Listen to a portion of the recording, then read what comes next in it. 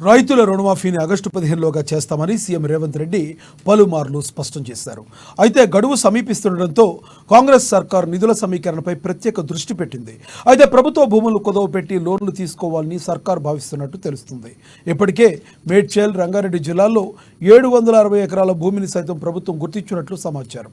48,000 కోట్ల భూములను తాకట్టు పెట్టి 15,000 కోట్ల నుంచి 20,000 కోట్ల రూపాయలు ఏకకాలంలో సమకూర్చుకోవాలని ప్రభుత్వం భావిస్తున్నట్లు తెలుస్తుంది. ప్రభుత్వ భూములు గత ప్రభుత్వం అమ్మి పథకాలను ఇంప్లిమెంట్ చేయగా భూములను అమ్మడం కన్నా తనఖా పెట్టడం మేలని సీఎం రేవంత్ రెడ్డి ప్రస్తావించినట్లు తెలుస్తుంది.